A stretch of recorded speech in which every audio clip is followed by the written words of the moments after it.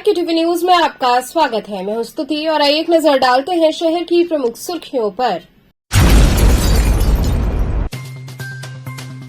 मोक्षदायिनी मां गंगा के अवतरण दिवस पर काशी के गंगा घाटों पर श्रद्धालुओं का उमड़ा हुजूम। गंगा में डुबकी लगाने के साथ ही किया गया दान पुण्य।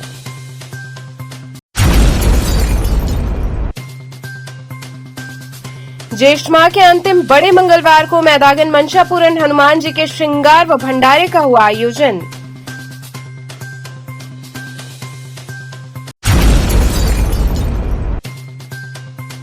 हिंदी पत्रकारिता दिवस पर काशी पत्रकार संघ द्वारा आयोजित गोष्ठी में पत्रकारिता के विभिन्न पहलुओं पर हुई चर्चा।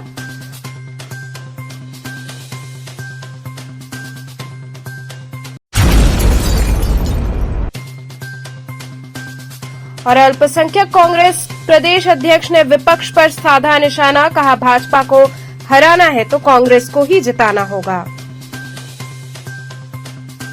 और अब खबरें विस्तार से। मोक्षदायिनी मां गंगा के अवतरण दिवस पर काशी के गंगा घाटों पर श्रद्धालुओं का हुजूम उमड़ पड़ा। गंगा में डुबकी लगाने के साथ ही श्रद्धालुओं ने दान पुण्य किया। ज्येष्ठ मास की शुक्ल पक्ष की दशमी तिथि मंगलवार को गंगा दशहरा पर्व के अवसर पर काशी के घाटों पर गंगा स्नान के लिए श्रद्धालुओं का रेला उमड़ा। श्रद्धालुओं ने गंगा स्नान करने के बाद घाटों पर विधि विधान से पापों से मुक्ति दिलाने वाली मोक्षदायिनी मां गंगा की आराधना की।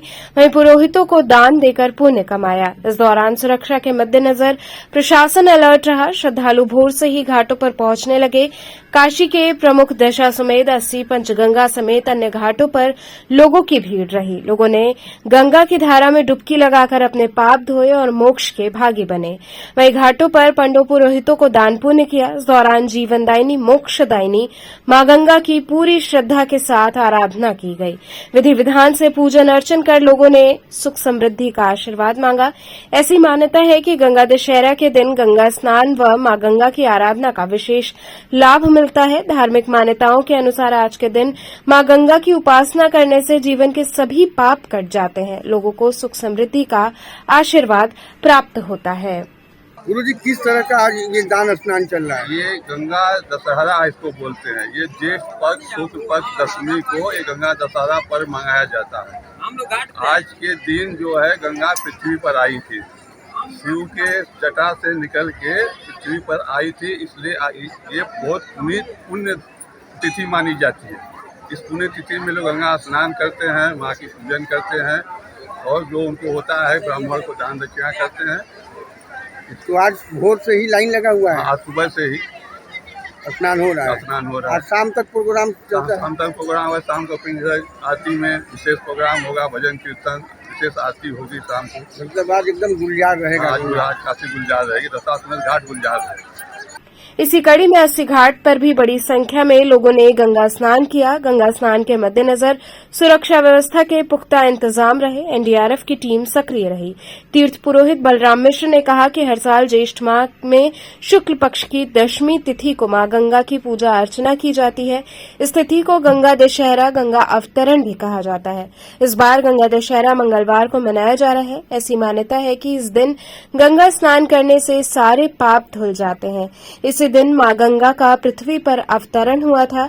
80 घाट पर गंगा सेवा समिति के तत्वावधान में भव्य कार्यक्रम आयोजित किए गए थे। 10 तरह के पाप के समन होते हैं। आज गंगा में स्नान करने से 3 कायिक, 4 वाचिक और 3 मानसिक 10 तरह के जो शरीर से पाप होते हैं उसके समन के लिए गंगा दशहरा उत्सव मनाया जाता है। गंगा में स्नान करना चाहिए, पूजन करना चाहिए, दान करना चाहिए, गरीबों को खिलाना पिलाना चाहिए। तो कार्यक्रम यहाँ पर जो है सचिन मिश्रा द्वारा जो है वह चुंदरी चढ़ाई गई है। चुंदरी चढ़ाने के बाद शाम को जो है वो माँ गंगा की दिव्य भव्य आरती होगी। उसके बाद गायन वादन का सांस्कृतिक कार्यक्रम है। ज्येष्ठ माह के अंतिम बड़े मंगलवार को मैदागन मंशापूरन हनुमान जी के श्रृंगार व भंडारे का आयोजन हुआ। ज्येष्ठ माह के चौथे व अंतिम बड़े मंगलवार को श्री हनुमान सेना के संरक्षक विजय कपूर, अध्यक्ष सुधीर सिंह, सुबह बनारस क्लब के अध्यक्ष मुकेश जायसवाल, सुमित सर्राफ के नेतृत्व में मैदागन के भारतेंदु पार्क में स्थित मंशापूरन हनुमान जी का भव्य श्रृंगार किया गया। सेवैत आनंद कुमार ने मनसापुरन हनुमान जी का सिंदूर लेपन के बाद सुगंधित फूलों और माला से श्रृंगार किया तथा मंदिर परिसर को फूल मालाओं के साथ भव्य रूप से सुसज्जित किया। प्रत्येक मंगलवार की भांति श्री हनुमान सेना के सदस्यों एवं पार्क में टहलने वाले सैकड़ों भक्तों द्वारा हनुमान चालीसा का पाठ भव्य रूप से किया गया। श्री हनुमान सेना के भक्तों द्वारा प्रत्येक मंगलवार को चलाए जा रहे भंडारे के रूप में भक्तों के बीच प्रसाद का वितरण किया गया। बड़े मंगलवार के भंडारे के आयोजन में श्रद्धालु महिलाओं सहित हजारों भक्तजन शामिल रहे।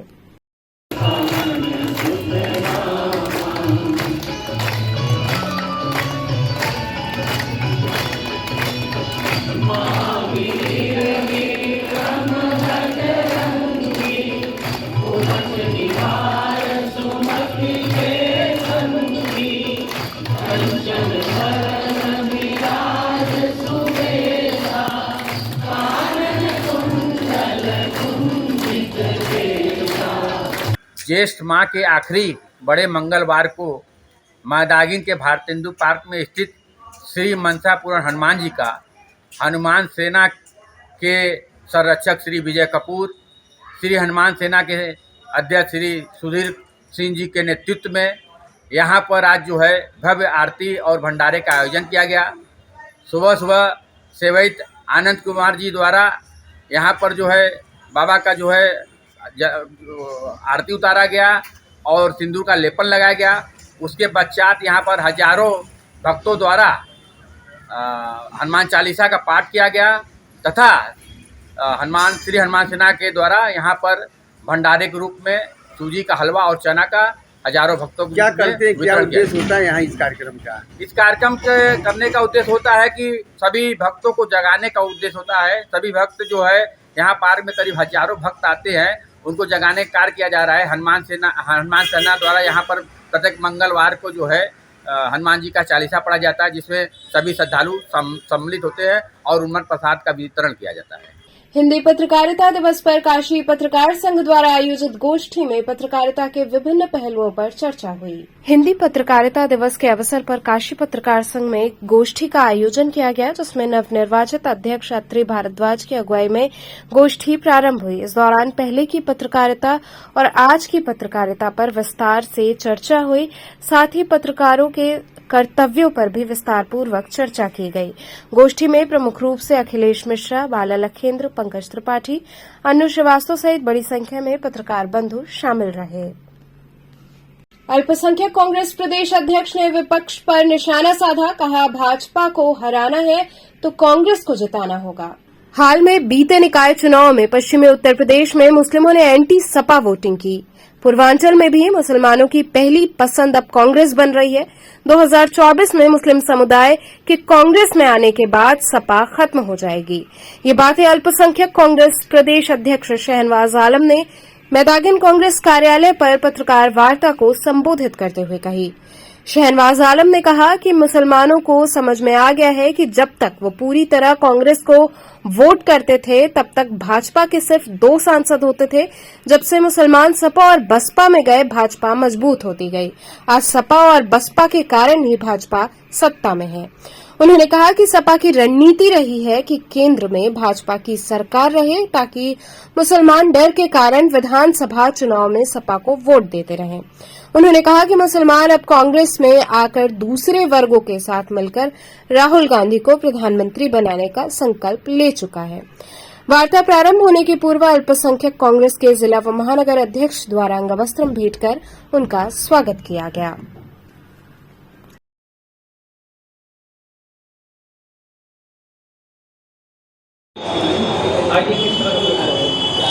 ये देखिए, पूरे उत्तर प्रदेश में मुसलमानों ने जिस तरह से निगम के चुनाव में, ख़ास तौर से पश्चिमी उत्तर प्रदेश में जहां मुसलमानों की आबादी ज़्यादा है, मुस्लिम बहुल सीटें हैं, वहां पर एंटी सपा वोटिंग किया है। ये बात बताने के लिए छोटी छोटी बैठकें पिछले कई दिनों से मैं कर रहा हूं और कल मैं मुगल सराय और बनारस में भी जो छोटी छोटी बैठकें हम लोग करते हैं, उनमें जा कर के इस बात को महसूस किया कि पश्चिमी उत्तर प्रदेश का जो ट्रेंड है, जहां मुसलमानों ने एंटी वोटिंग किया मेयर के चुनाव में, लोकसभा चुनाव में पूर्वी उत्तर प्रदेश में भी मुसलमान ऐसा ही करने जा रहा है। ये महसूस किया जा रहा है कि समाजवादी पार्टी को मुसलमान अब पूरी तरह छोड़ने का मन बना चुका है, क्योंकि उसको ये बात समझ में आ गई है कि जब तक मुसलमान कांग्रेस को एक मुश्त वोट किया करते थे, पूरे देश में भारतीय जनता पार्टी के सिर्फ 2 सांसद हुआ करते थे, अटल बिहारी वाजपेयी और आडवाणी। मुसलमानों को ये समझ में आ गया है कि जैसे जैसे हम कांग्रेस से दूर हुए, सपा में गए, बसपा में गए, वैसे वैसे भारतीय जनता पार्टी और मजबूत होती गई है। तो ये बात मुसलमानों को ख़ास तौर से समझ में आ गई है कि अगर भाजपा को हराना है तो कांग्रेस को जिताना होगा। सपा जीतने की स्थिति में नहीं है और ना ही वो मुसलमानों के सवाल उठाती रही है। उदाहरण के तौर पे आप देख सकते हैं कि जहाँ जहाँ भी CA NRC की हिंसा हुई, आपके शहर में भी प्रियंका गांधी जी आई, कांग्रेस के तमाम नेता जेल में गए। बनारस में ही दर्जनों नेता CA NRC आंदोलन में जेल में गए थे। मैं खुद लखनऊ जेल में 19 दिन था। समाजवादी पार्टी का एक भी नेता जेल नहीं गया था। तो आम मुसलमान ये देख रहा है कि समाजवादी पार्टी मुसलमानों को गुमराह करके उनका वोट ले लेती है, उसको बदले में कुछ मिलता भी नहीं है। और समाजवादी पार्टी की जो इस समय छवि है, उसके समर्थक वर्ग की जो छवि है, उसके वजह से कोई दूसरी जाति बिरादरी के लोग भी सपा को वोट नहीं करते। तो ये बात मुसलमानों को समझ में आ गया है कि ये सिर्फ हमारे वोट पर जिंदा है। 2019 का चुनाव का अगर आप आंकड़ा देखिए, सपा बसपा का गठबंधन था, बहुत मजबूत गठबंधन कागज पे दिख रहा था, लेकिन ये गठबंधन कहाँ जीता? ये जीता सहारनपुर में, रामपुर में, मुरादाबाद में, संभल में, अमरोहा में, बिजनौर में, नगी। अंतर्राष्ट्रीय कथावाचक साध्वी ऋचा मिश्रा के जन्मोत्सव पर सुंदरकांड पाठ का आयोजन हुआ। अंतर्राष्ट्रीय कथावाचक साध्वी देवी ऋचा मिश्रा के जन्मोत्सव के उपलक्ष्य में विश्वनाथ मंदिर कॉरिडोर के अंदर भव्य सुंदरकांड पाठ भजन कार्यक्रम का आयोजन हुआ, जिसमें अनेक स्थानों से भक्तों का आगमन होने के साथ ही साथ काशी विश्वनाथ मंदिर के श्रीकांत मिश्र, deputy commissioner SDM Madhya Pradesh से मंत्री विनोद गोटिया तथा DCP zone Kashi RS Gautam के साथ साथ स्थानीय भक्त शामिल हुए। सभी ने सुंदरकांड का पाठ किया। कार्यक्रम का संचालन पंकज शाह के द्वारा किया गया। कार्यक्रम के अंत में फूलों की होली खेली गई। किस तरह का कार्यक्रम हाँ, ये कार्यक्रम जन्मोत्सव के उपलक्ष्य में था। जैसा सबने मिलकर नवउत्थान चैरिटेबल ट्रस्ट के द्वारा जन्मोत्सव का कार्यक्रम मनाया जा रहा था। भोले बाबा की नगरी था, कैसा लगा कार्यक्रम? अब इसके लिए निःशब्द हूँ। बाबा की नगरी में आनंद ही आएगा, जो विश्वनाथ है उसके यहाँ तो आनंद ही आएगा और बहुत अच्छा लगा। जी, मुझे 20 साल हो गए कथा करते। हाँ, मैं 11 वर्ष की थी, तब से मैंने राम कथा भागवत कथा कहना शुरू कर दिया। आपको प्रोग्राम इंडिया में जी जी, मैं पूरे विश्व में कथाएं करती हूँ। जहाँ से भी लोगों का आमंत्रित होता है, वो देश में हो विदेश में हो, तो मैं जाती हूँ। हाँ, मतलब मुझे तो लगता है कि मैंने कई कथाएं की हैं, लेकिन जहाँ तक मुझे याद है वो 400 कथाओं का याद है मुझे। उसके अतिरिक्त मैं भूल गई जब छोटी थी तो ये जी। यहाँ रुकेंगे एक छोटे से ब्रेक के लिए। आप बने रहिए KTV के साथ।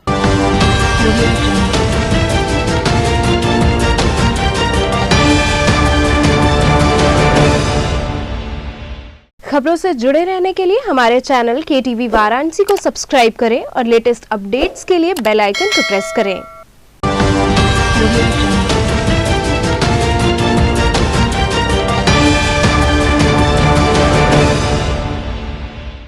ब्रेक के बाद आपका स्वागत है। दिल्ली में धरना दे रही महिला पहलवानों के समर्थन में BHU के छात्रों ने मार्च निकाला। BHU के छात्रों ने दिल्ली में मंत्री बृजभूषण शरण सिंह के खिलाफ धरना दे रही महिला पहलवानों के समर्थन में BHU स्थित विश्वनाथ मंदिर से लंका गेट तक जुलूस निकाला। छात्रों ने पुलिस द्वारा महिला पहलवानों के साथ की गई बदसलूकी का विरोध किया और इसे भारतीय लोकतंत्र के लिए एक शर्मनाक घटना बताया। छात्रों ने कहा कि एक तरफ देश के प्रधानमंत्री संसद भवन का उद्घाटन कर रहे थे और दूसरी तरफ सड़क पर महिला पहलवानों की आवाज कुचली जा रही थी। मार्च के दौरान छात्रों ने जमकर नारे लगाए। लंका गेट पर पहुंच ये मार्च सभा में तब्दील हो गया। इस दौरान राजीव नयन, सुमन आनंद, मारुति मानव, निर्भय यादव, अमरेंद्र, ऋषभ आदि मौजूद रहे।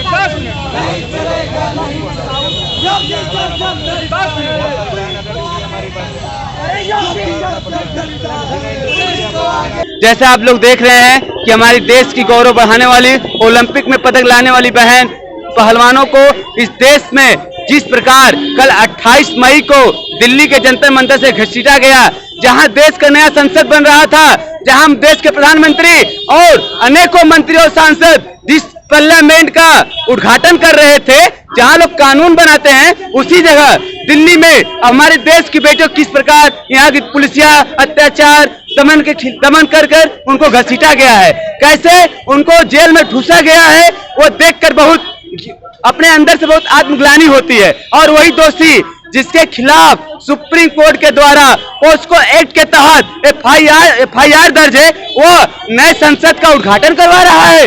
ये कैसा लोकतंत्र है, ये कैसा दोहरा चरित्र है भाजपा की कि अपने जो एक तरफ देश नारा देती है बेटी बचाओ बेटी पढ़ाओ और कति खेलो इंडिया, कैसा खेलो इंडिया भाई, हमारी देश की बहनें कैसे खेलेंगी? ऐसे ताकतवर जो पहलवान लोग रेसलर लोग लाती हैं, जब वो सुरक्षित नहीं है तो हमारे जो गांव गिराव गुरबों से निकलने वाली बहन कहाँ सुरक्षित हैं? यूनिवर्सिटी में पढ़ने वाली बहन कहाँ सुरक्षित हैं? उसी के हम लोग खिलाफ ब्रजभूषण सिंह को तत्काल गिरफ्तार किया जाए और जो हमारी बहन पहलवानों को न्याय दिया जाए। और इस देश के संसद और देश के पदाधिकारी प्रधानमंत्री एक कान खोल कर सुन ले कि जल्द से जल्द हम हमारे बहनों को न्याय दे, नहीं तो हम सभी साथी एक बड़े आंदोलन के लिए कतारबद्ध तरीके से खड़े हैं। जैसा हम लोग पिछले कल भी एक धरना प्रदर्शन के मार्च निकाले थे शांतिपूर्ण तरीके से, आज भी हम लोग वही निकाले हैं। हम लोग की यही मांग है कि जल्द से जल्द उस गिरफ्तार ब्रजभूषण सिंह, चिन्मयानंद और जो एक हाथरस में जो मंत्री था अजय टेनी, इन सबको तो सरकार बचा रही है, आरएसएस बचा रही है, पर जो हमारे लिए ओलंपिक पदक लाती हैं। और इतना दुर्भाग्य की बात है जब वही पहलवान विनेश फोगाट, बुजरंग पुनिया लाते हैं पदक तो देश के प्रधानमंत्री कहते हैं हमारे देश की बेटियां हैं, उनसे मिलने जाती हैं। अब क्यों नहीं मिल रहे हमारे देश के प्रधानमंत्री? तो ये बीजेपी की दोहरा चरित्र है। हम यही मांग करते हैं कि जल्द से जल्द उनको न्याय दें और दोषी ब्रजभूषण सिंह को जल्द से जल्द जेल में बंद करें। और क्योंकि अब हमारे देश के लिए कुछ जो होने वाला है, ओलंपिक में बहुत तरह के पदक गेम होने वाले हैं, ऐसे लिए वो लोग प्रैक्टिस करें और आने वाली हमारी देश की बहनें और पीढ़ियां उनसे सीखें और आगे जाके अपने देश के लिए परचम लहराएं। इसी से अपनी बातों को विराम देते हैं। मामला हुआ कि नए संसद भवन के उद्घाटन के समय जब लड़कियों ने संसद भवन की तरफ मार्च किया, पहलवान जो लगभग 1 महीने से आंदोलनरत है, उनके साथ मारपीट की गई। हम तस्वीरों में वीडियो में देख रहे हैं कितना बुरी तरीके से पूरी सुरक्षा बलों ने उनके साथ मारपीट की, उनको उठा के फेंका। हमको ये सोचना पड़ेगा कि एक ऐसा देश है जहां लोकतंत्र नहीं बचा है कि लड़कियां अपना आंदोलन कर सकती हैं। जब लड़कियां नए संसद भवन तरफ मार्च कर रही थी, जो जंतर मंतर पे उनका सामान था, जो कूलर था जिसके आधार पे वो धरना कर रही थी, वो सब हटा दिया गया। और जो आरोपी ब्रजभूषण सिंह है वो संसद भवन में खड़ा है, तस्वीरें खिंचा रहा है मुस्कुराकर, और उसके पीछे लगा है सत्यमेव जयते। ये सोचने वाली बात है कि सत्य जब धरा का धरा रह गया, जब न्याय लड़कियों को मिला नहीं, तब आरोपी जाकर के वहाँ फोटो खिंचा रहा है और बता रहा है कि इसको अनुभव कितना बढ़िया लगा। ये मोदी जी, ये जो पूरे बीजेपी है, ये जो पूरी आरएसएस है, ये जो इतने बड़े माफिया और अपराधी हैं ब्रिजभूषण सिंह, उसको बचा रही है। 10 सालों से लड़कियों ने उनके ऊपर इतना आरोप लगाया बार बार सेक्सुअल हैरेसमेंट का, और ये सरकार लड़कियों पर लाठी चलाती है, उन्हें मारती है और ब्रिजभूषण सिंह को बचाती है। आज जो जाके एफआईआर भी हुआ है, वो भी तब जब सुप्रीम कोर्ट ने कहा कि एफआईआर दर्ज हो। पॉक्सो एक्ट लग रहा है तो उसकी गिरफ्तारी आज तक क्यों नहीं हुई? नाबालिग के सेक्सुअल हैरेसमेंट का उसके ऊपर इतना जघन्य अपराध है।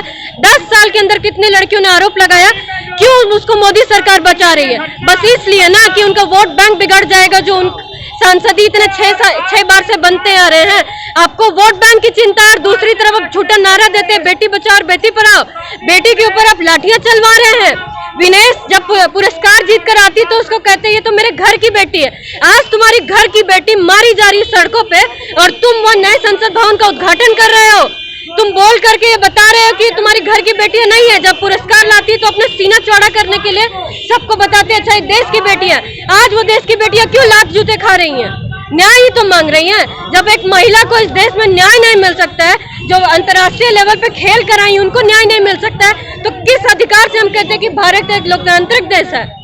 इसी के खिलाफ हम बीएचयू के स्टूडेंट्स लोगों ने ये मार्च निकाला उनको बताने के लिए कि आप जो ढकोसला करते हो लड़कियों को कि बेटी पढ़ाओ बेटी बचाओ, हमें समझ में आ रहा है कि अब क्या हो। 2024 का इलेक्शन आने वाला है, आपको भी बताया जाएगा कि पूरा हिसाब किताब क्या होगा। बीएचयू पत्रकारिता विभाग के धरनारत छात्रों ने कैंडल मार्च निकालकर एचओडी की बर्खास्तगी की मांग की। पत्रकारिता विभाग बीएचयू के छात्रों द्वारा पिछले 7 दिनों से एचओडी के बर्खास्तगी हेतु चल रहे धरने में 7वें दिन की शाम को छात्रों द्वारा कैंडल मार्च निकाला गया। इस दौरान कैंडल मार्च की समाप्ति कुलगीत के साथ हुई। प्रदर्शन कर रहे छात्रों ने बताया कि बीएचयू कुलगीत विश्वविद्यालय की स्थापना के उद्देश्य तथा इस संस्थान के आदर्शों का परिचायक है। कुलगीत विश्वविद्यालय की गरिमा व अस्मिता का पर्याय है। इस प्रदर्शन के माध्यम से हम सभी विश्वविद्यालय की गरिमा बचाने हेतु पत्रकारिता विभाग की विभागाध्यक्ष के बर्खास्तगी की मांग करते हैं। विभागाध्यक्ष का आचरण विश्वविद्यालय की गरिमा के प्रतिकूल है। ये विभाग में आदर्श वातावरण बना पाने में असफल है। छात्रों ने विश्वविद्यालय प्रशासन के खिलाफ जमकर नारे लगाए। साथ ही उन्होंने कहा कि एचओडी के अशिष्ट आचरण के इतने वीडियो वायरल होने के बावजूद विश्वविद्यालय प्रशासन विभागाध्यक्ष के इशारे पर ही चल रहा है। प्रशासन छात्रों से मिलने 7 दिनों में एक भी बार नहीं आया, जबकि वो एचओडी के साथ आकर विभाग खुलवाने की कोशिश कर चुका है। किस तरह कैंडल मार्च आज निकल रहा है? आज एक हम पीसफुली कैंडल मार्च निकाल रहे हैं अपने एचओडी के विरोध में। डॉक्टर शोभना नालिकर जो कि यहाँ पे जिनके लिए यहाँ पे धरना चल रहा है पिछले 7 दिनों से, और उनका जो बिहेवियर है हमारे डिपार्टमेंट के स्टूडेंट्स के प्रति, शोध छात्रों के प्रति और टीचरों के प्रति बहुत ही खराब है। हमारी मुख्य है कि हमारे एचओडी को बर्खास्त किया जाए यहाँ से, क्योंकि ऐसे माहौल में, ऐसे डरपूर्वक माहौल में जहाँ पे स्टूडेंट्स के साथ ऐसा बर्ताव किया जा रहा है, यहाँ पे पढ़ना बड़ा मुश्किल है। कैंडल मार्च से क्या संदेश? कैंडल मार्च से हम ये संदेश देना चाहते हैं कि हम पीसफुली अपनी मांगों के साथ बने हुए हैं और हम हमेशा चाहते हैं कि हमारी महामना की बगिया जो है वो सजी रहे और यहाँ पे निरंतर अच्छा शोध कार्य, अच्छा पढ़ाई का कार्य होता रहे। जो लोग भी इसके विरोध में हैं, जो लोग भी यहाँ पे ऐसा काम नहीं, जो भी लोग छात्रों के अनहित में काम कर रहे हैं, उनके विरोध में हम लोग हमेशा खड़े रहेंगे। आप लोग निकाल रहे हैं? हम लोग अभी कैंडल मार्च निकाल रहे हैं यहाँ से। इसका उद्देश्य है बीएचयू प्रशासन को जगाना और ये दिखाना कि हम लोग कैंडल मार्च के थ्रू उनको जगाना और उनको तैयार करना चाहते हैं कि देखिए हम लोग अपने मांग के लिए सजग हैं और हमारी मांगों को पूर्ति करने का प्रयास किया जाए। आपकी मुख्य मांगे क्या क्या? हमारी मुख्य मांगे हैं, शोभना मैम को एचओडी पद से इस्तीफा देना पड़ेगा और उन्हें पद से बर्खास्त सबसे पहले किया जाए, क्योंकि वो इसकी गरिमा के योग्य नहीं है। अगर आपकी मांगे नहीं मानी जाती तब आप क्या करेंगे? इनकी मांगे नहीं मानी जाती तो इसी तरह से हम शांतिपूर्ण धरना प्रदर्शन करते रहेंगे। इसके अलावा हम लोग भूख हड़ताल वगैरह भी कर सकते हैं। वो भविष्य के गर्त में है कि क्या किया जाएगा क्या नहीं। आज कैंडल मार्च क्या संदेश देना चाहते हैं? आज कैंडल मार्च हम लोग निकालेंगे, कुल गीत गाएंगे बीएचयू का, और उन्हें ये दिखाएंगे कि देखिए हम लोग बीएचयू के गरिमा को बनाए रखते हुए, मालवीय जी की बगिया को सजाए रखते हुए हम लोग वैसे लोगों को यहाँ से बाहर निकालना चाहते हैं जो इसके योग्य नहीं। गंगा दशहरा पर चिलचिलाती धूप से श्रद्धालुओं को राहत दिलाने हेतु शरबत का वितरण हुआ। गंगा दशहरा के पावन अवसर पर नगर में चिलचिलाती धूप में आए श्रद्धालुओं को राहत देने के उद्देश्य से सामाजिक संगठनों एवं थाना चौक प्रभारी के नेतृत्व में शरबत व बुनिया का वितरण किया गया, जिससे आए हुए श्रद्धालुओं व राहगीरों को काफी राहत मिली। लोगों ने प्रचंड गर्मी में शरबत पीकर राहत महसूस किया, साथ ही इस कार्य की सराहना की। आज गर्व की बात है कि माननीय इंस्पेक्टर चौक शिवाकांत जी, माननीय सीओ साहब के उपलक्ष्य पे थाना चौक पर समस्त टीम के साथ आज गंगा दशहरा पर प्रसाद वितरण का आयोजन किया गया। मैं इन सारे अधिकारियों का और चौक थाने के समस्त सिपाही हैं, माननीय दरोगा साहब हैं, मैं उन लोगों का आभार प्रकट करता हूं कि काशी में आज गौरव की बात है कि थाना चौक में माननीय इंस्पेक्टर साहब और शिवाकांत जी ने और सीओ साहब ने जो किया है ये कार्य, इनका मैं आभार प्रकट करता हूं। और इससे किस तरह का संदेश मिलेगा जनता को? ये संदेश तो बहुत अच्छा जाएगा कि मेरे होश में मैं खुद ही 52 साल का हो गया हूँ, इस क्षेत्र का निवासी हूँ। आज तक कभी भी ये प्रसाद वितरण का गंगा दशहरा पे ये आयोजन कभी नहीं हुआ।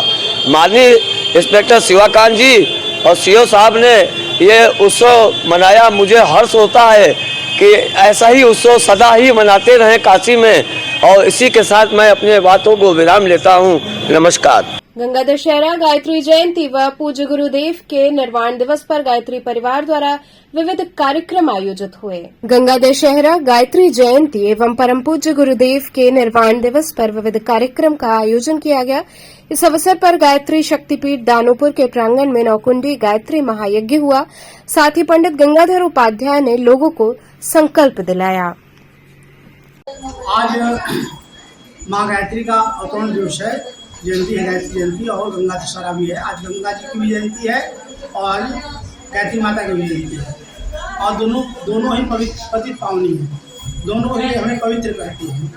गायत्री उपासना से व्यक्ति का अंतःकरण पवित्र होता है, और माँ गंगा पवित्रता की साक्षात देवी ही है, और तारने के लिए दोनों का अवतार हुआ। गायत्री के उपासना से व्यक्ति में सद्बुद्धि का विकास होता है, व्यक्ति सन्मार्ग पर चलता है, और माँ गंगा हमें पवित्रता के मार्ग पर चलने का प्रेरणा देती है। इस तरह से दोनों का स्वरूप लगभग एक ही है। इसीलिए हम लोग कहते हैं कि दोनों गंगाओं का, एक ज्ञान की गंगा और एक भगवती गंगा, दोनों का अवतरण दिवस एक ही दिन इस धरती पर हुआ, इस ब्रह्मांड में हुआ, एवं मनुष्य के कल्याण के लिए हुआ। और आज हम लोगों ने यहाँ पर 5 कुंड यज्ञ के माध्यम से लोगों को पर्यावरण संरक्षण का संकल्प दिलाया है। तो चलते चलते पुनः एक नजर डालते हैं शहर की प्रमुख सुर्खियों पर।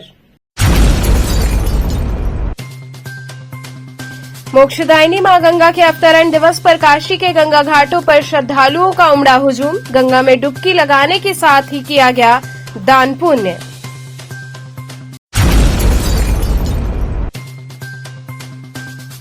ज्येष्ठ माह के अंतिम बड़े मंगलवार को मैदागन मंशापूरन हनुमान जी के श्रृंगार व भंडारे का हुआ आयोजन।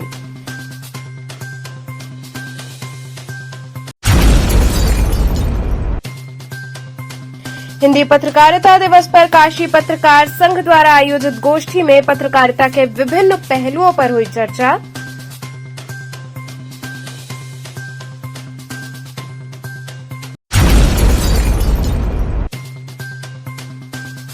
और अल्पसंख्यक कांग्रेस प्रदेश अध्यक्ष ने विपक्ष पर साधा निशाना, कहा भाजपा को हराना है तो कांग्रेस को ही जिताना होगा।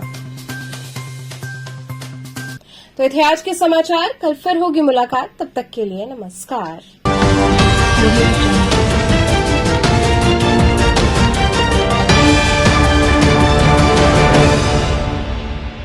खबरों से जुड़े रहने के लिए हमारे चैनल KTV वाराणसी को सब्सक्राइब करें और लेटेस्ट अपडेट्स के लिए बेल आइकन को प्रेस करें।